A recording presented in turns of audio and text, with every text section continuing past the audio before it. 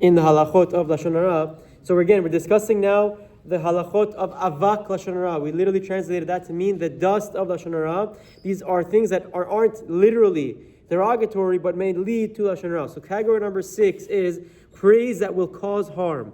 Praise that will lead to harm is likewise prohibited. So yesterday we spoke about praising someone in public or praising a tzaddik, that if you say something positive about someone in a big setting, there's a high likelihood that someone in that group will immediately respond and say, he's not that good.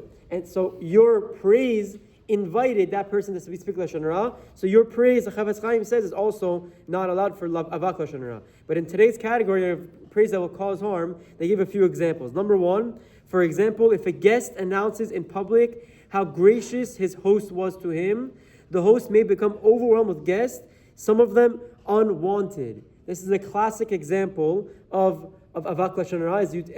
Someone was hosted so graciously, and he tells everyone. Now, this person, I didn't have any ill feeling. I didn't have any negative harm. I wasn't intending to give this guy a headache. But my announcement that this person is such an amazing host invited other people to ask themselves to be invited by this person, be hosted by this person, which is the classic example of Avak Lashon Hara. You should note, however, that accepting this, we'll see later on that there's an issue to accept Lashon Hara. If someone accepts a praise, it doesn't fall into the category of Kabbalah Lashon Hara. That's just what the Achronim write. And another example, similarly, if one received a generous loan from an individual, publicizing his good deed, even with the best of intentions, is a form of Avak Lashon Hara, and is prohibited because he will become,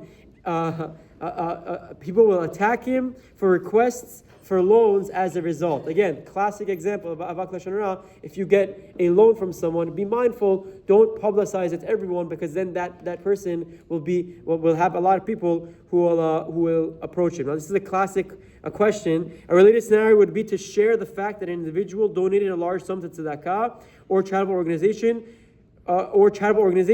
sharing donor lists with each other.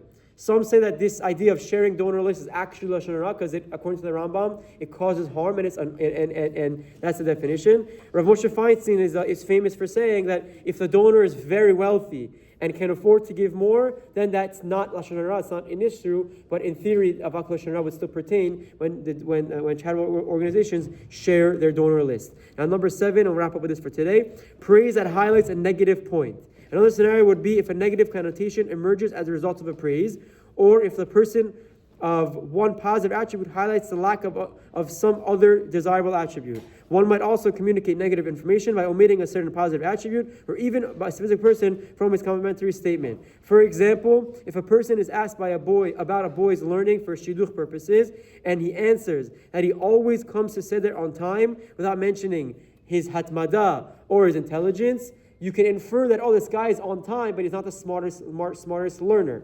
Or if someone is praising a group of friends by listening to their names, and he purposely omits one person's name, he is highlighting the fact that he does not want to include this person in positive words. So again, when you're praising something, but you're highlighting a negative point, it's also considered Avak Lashon Hara. This is the famous machloket between Beit Shammai and Beit Hillel. I'll wrap up with this in Masechet Ketubot. Beit Shammai and Beit Hillel argue, when you have a bride, how do you praise the bride to the chatan? Do you say exactly how it is, kemoshehi, so you highlight her flaws? If she has issues, you highlight them also? Or do you bend the truth a little and only highlight her beauties and only say the good? Beit Shammai say you can't lie, you have to say kemoshehi. Beit Hillel say no, you say she's a beautiful and amazing wife without focusing on the negatives. This is the source of this halakha and Chafetz Chaim, and one of them, Chazak u'Baruch.